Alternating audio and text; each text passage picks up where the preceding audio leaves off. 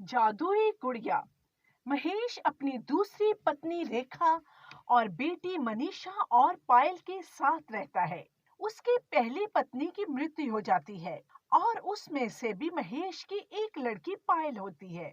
रेखा अपनी सौतेली बेटी से बिल्कुल भी अच्छा व्यवहार नहीं करती। एक दिन वो उसे पीट रही होती है कि पायल सीढ़ियों से गिर जाती है और वहीं उसकी मौत हो जाती है। अब महेश, रेखा और उसकी बेटी मनीषा रह जाते हैं। मनीषा की उम्र 10 साल होती है। वो सब हंसी खुशी रह रहे होते हैं कि एक दिन मनीषा और उसके माता पिता अपनी बुआ से मिलने जा रहे होते हैं कि रास्ते में कार का टायर पंचर हो जाता है। अरे, ये गाड़ी क्यों रोक दी? ओहो, लगता है गाड़ी का टायर पंचर हो गया। ऐसे है कि तुम दोनों इधर सड़क के किनारे बैठ जाओ, मैं किसी का पता करता हूँ। अच्छा ठीक है, हम इधर ही बैठ जाते हैं, जरा जल्दी करना। वो माँ बेटी वहीं बैठ जाती हैं कि मनीषा की नजर सड़क पर पड़ी एक गुड़िया पर पड़ती है। अरे मम्मी, वो गुड़िया कितनी सुंदर गुड़िया है ना, मैं अभी लेकर आती हूँ। अरे छोड़ो गुड़िया वुड़िया को, पहले भी तेरे पास इतनी ढेर सारी गुड़िया घर में पड़ी हुई हैं। तेरा तो मन ही नहीं गुड़िया से भरता।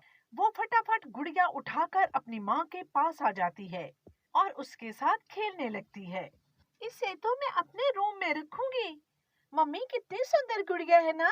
हाँ हाँ, कितनी सुंदर गुड़िया है, लगता है किसी की गिर गई है। कुछ समय बाद ही गाड़ी ठीक हो जाती है और वो फिर से उस गाड़ी में बैठ जाती हैं। और मनीषा की मम्मी कहती है, अब काफी समय गुजर गया है, अब हमें घर वापस जाना चाहिए, बुआ के यहाँ फिर चलेंगे। वो सब वापस घर आ जाते हैं। मनीषा अपनी गुड़िया से खेलने लगती है और रात को सब सो जाते हैं।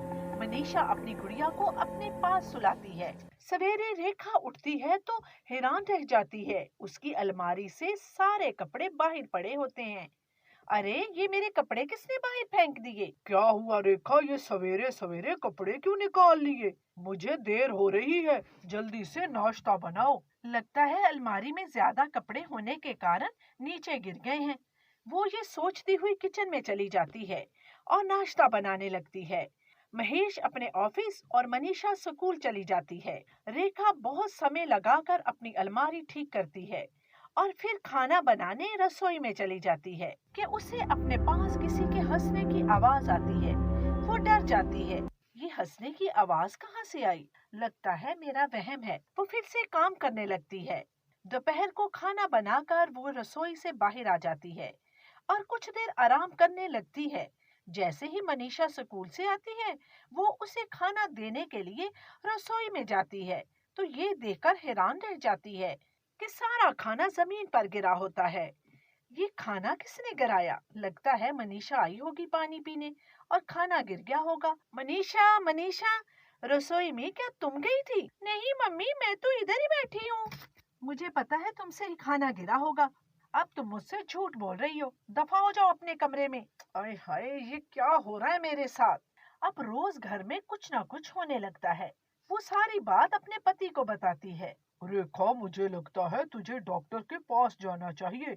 अरे तू खुद ही उल्टी सीधी हरकतें करती है। हमारे घर में और कौन है जो ये सब करेगा? आज शाम को मैं तुझे डॉक्टर के पास लेकर चलूंगा। अरे, कैसी बातें कर रहे हैं आप? मैं कोई पागल हो गई हूँ जो महेश तुम ऐसा कह रहे हो? वो अपने पति से लड़ने लगती है।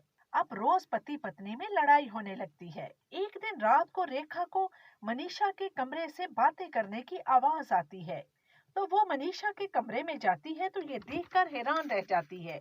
मनीषा उस गुड़िया के साथ खेल रही होती है और दोनों साथ में बातें भी कर रही होती हैं। वो ये देखकर डर जाती है और डरते डरते मनीषा से कहती है, मनीषा बेटी, ये गुड़िया चल कैसे रही है और ये बातें भी कर रही है? मम्मी, ये तो मेरी दोस्त है, ये तो रोज मेरे साथ खेलती है और खूब सारी बातें भी करती है। अब रेखा जैसे ही गुड़िया को देखती है तो वो बेजान पड़ी होती है। अरे, ये सब मेरे साथ क्या हो रहा है? लगता है ये कोई जादुई गुड़िया है, जरूर यही मेरे घर में सब कुछ कर रही होगी।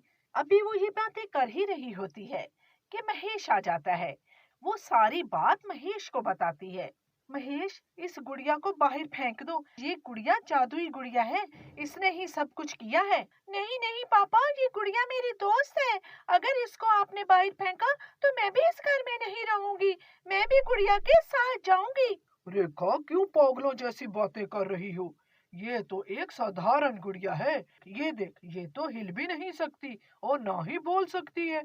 मुझे लगता है तेरी तबीयत ठीक नहीं है। तेरे दिमाग पर कुछ असर हो गया है। अब तो रेखा को खुद भी लगता है कि वो सच में पागल हो गई है।